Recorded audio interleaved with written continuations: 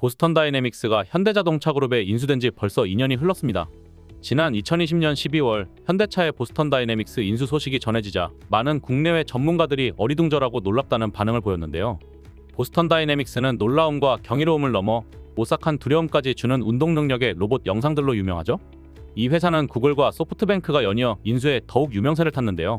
그러나 세계적인 IT 기업들의 지원 속에서도 딱히 이렇다 할 성과도 내지 못한 채 반복해 M&A 시장에 매물로 나왔습니다.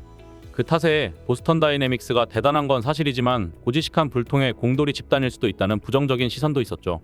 이런 까다롭고 만만치 않은 회사 이미지 탓에 새로운 주인으로 나선 현대차 그룹이 과연 보스턴 다이내믹스를 컨트롤할 수 있을 것인가 말이 많았습니다. 현대차가 가진 제조업 기업 특유의 보수적인 이미지와 천재 로봇 집단 보스턴 다이내믹스 두 회사를 놓고 과연 이 둘이 어울리는 조합인가에 대해 걱정과 우려의 시선이 많았던 것이죠. 그로부터 벌써 2년이라는 시간이 흘렀네요. 오늘 영상은 세계에서 가장 유명한 로봇 회사 보스턴 다이내믹스가 현대차와 만나 달라진 것들을 특별히 보스턴 다이내믹스 입장에서 살펴보겠습니다. 우선 인수 당시인 2020년 보스턴 다이내믹스를 살펴볼까요?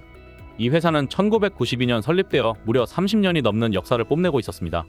그러나 2013년 구글의 눈에 띄어 인수되기 전까지는 CEO 마크 레이버트의 개인 연구소에 가까운 회사였어요. 보스턴 다이내믹스라는 특이한 회사를 이해하기 위해서는 마크 레이버트라는 사람에 대해 먼저 살펴볼 필요가 있는데요. 그는 1977년 MIT에서 생물 모방 보행 로봇으로 박사학위를 받고 무려 40년 넘게 한 우물만 파온 이른바 로봇 덕후라고 볼 수 있어요. 졸업 후 카네기 멜론 대학교의 교수로 재직하면서 1980년대에 일족 보행 로봇 호퍼를 개발했고요. 다시 MIT로 돌아가 레그 레버러토리, 직역하면 다리 연구소를 설립하고 정말 연구소 이름 그대로 미친 듯이 로봇 다리만 집중적으로 연구했어요. 그동안 선보인 빅독, 아틀라스, 스팟 등이 모두 이 연구소에 그 뿌리를 두고 있는 것이죠. 문제는 정말 이 회사가 보행 로봇 연구 개발만 집중했다는 겁니다. 연구 개발에 집중하는 게 무슨 문제냐고요? 1992년 MIT 스핀오프로 설립 후 2019년 로봇 스팟이 출시되기까지 무려 30년 가까이 연구 개발만 했으니까요. 그동안 단 한 개의 제품도 시장에 출시하지 못했다는 건 투자자가 있었다면 정말 미치는 일이 아닐 수 없죠. 스팟 역시 출시는 되었으나 판매는 부진했고요. 바로 이것이 이 회사가 제품을 팔아 매출을 내고 규모로 성장하는 것이 목적인 회사라기보다는 교수 출신 CEO의 개인 연구소에 가까웠다는 증거죠. 그렇다고 마크 레이버트 박사가 제품에 대한 욕심이 없었던 것은 아닙니다. 우리나라 역시 이공계 교수님들이 박사과정 학생들이나 졸업생들과 스핀오프로 회사를 설립하는 경우가 많아졌죠. 이런 회사들의 경우 힙스 같은 정부 지원 연구과제를 통해 성장하는 경우가 많습니다. 미국도 대표적으로 국방부사나 연구지원기관인 다르파가 있는데요.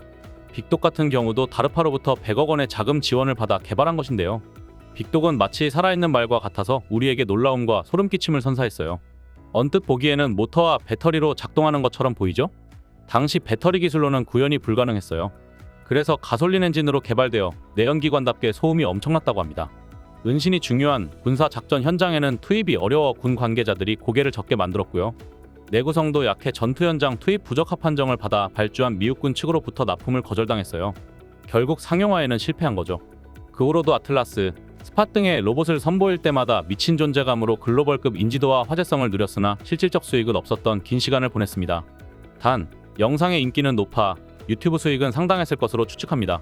이렇게 연구는 잘하지만 사업은 젬병인 박사 출신 CEO 마크 레이버트의 성격 그 자체가 보스턴 다이내믹스의 강점이자 약점이었던 것이죠. 자, 이제 현대차와의 조합이 슬슬 걱정되시나요? 사실 보스턴 다이내믹스는 이 회사를 인수했다 포기한 구글이나 소프트뱅크보다 현대차와 비슷한 점이 많아요. 왜냐하면 앞선 회사들은 소프트웨어 회사인 반면 보스턴 다이내믹스와 현대는 각각 로봇과 자동차라는 하드웨어를 만드는 회사이기 때문이죠. 그 점에서 현대차는 보스턴 다이내믹스가 오랫동안 목말라 했던 것을 가지고 있었습니다. 그것은 과연 무엇일까요? 바로 제품의 상품화 역량입니다. 상품화는 대량 생산, 물류, 판매까지 아우를 수 있을 텐데요. 그럼 우리가 영상에서 봤던 로봇들은 파는 게 아니냐 하실 수 있을 텐데요. 맞습니다. 우리가 보스턴 다이내믹스 영상에서 봤던 로봇의 90%가 시제품입니다. 시제품이 상품으로 만들어지기 위해서는 두 가지가 필요합니다. 첫 번째는 규격화된 생산 라인입니다. 초기 시제품 개발과는 전혀 다른 난이도를 가진 분야인데요.